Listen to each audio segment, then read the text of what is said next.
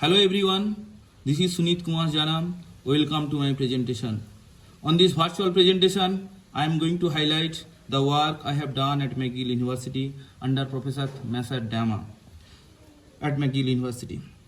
The title of the presentation is Nucleoside Analogues with a 7-member sugar ring, Synthesis and Structural Compatibility with DNA in DNA-RNA Hybrids.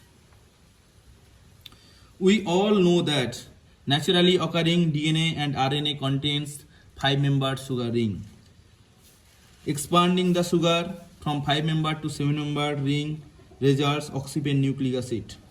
This polymer brings increased flexibility as well as prominent nucleus and chemical resistance. Moreover, it induces RNase mediated mRNA cleavage, strand cleavage, and therefore this is very essential and promising results for the antisense technology.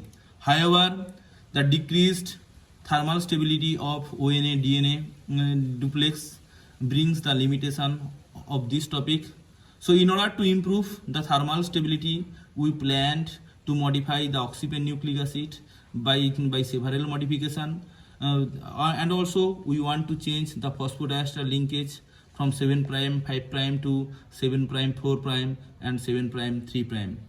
In order to access this kind of polymers, we need to synthesize the corresponding phosphoramidite building blocks, and this is the first example of the phosphoramidite P1 where we are showing the synthetic schemes.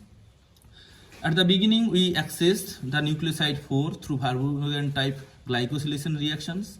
And then, when we treated the admix alpha, including the osmium tetroxide, we got the corresponding dihydroxylated nucleoside 5.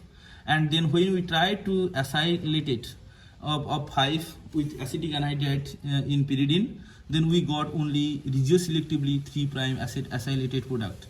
This is very interesting and unusual in terms of the RNA, because if we do the same kind of chemistry at RNA, we always get the mixture of both 3' and 2' product, and also they are very exchangeable or interchangeable. But however, in case of the oxygen nucleoside, this is very unique because we got only one.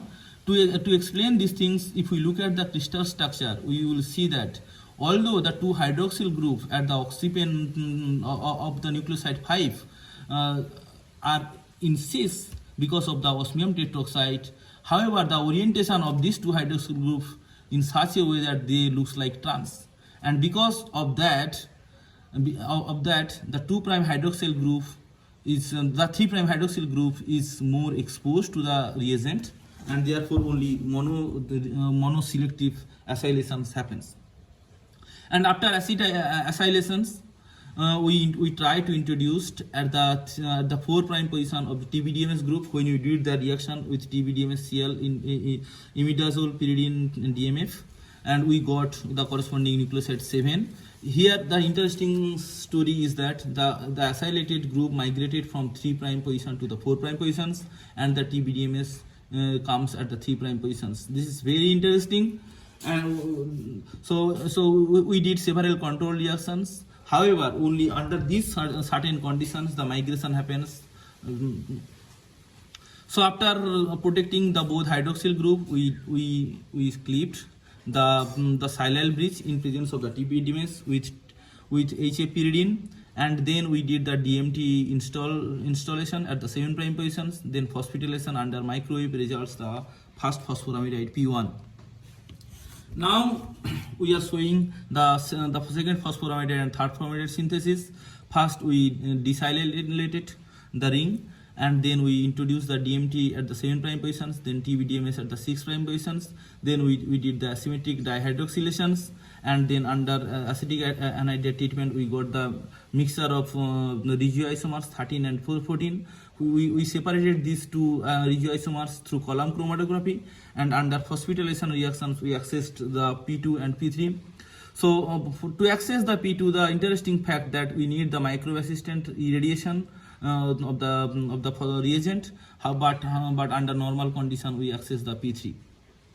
So after synthesizing all the 3 phosphoramidites, we incorporated this phosphoramidite into the inside the DNA and RNA through solid phase oligonucleotide synthesis. The coupling constant is 6000 second. So the most interesting fact is that when we incorporate this modification inside the RNA and target DNA or RNA, huge destabilization happens from -12 degree to 18 degree centigrade.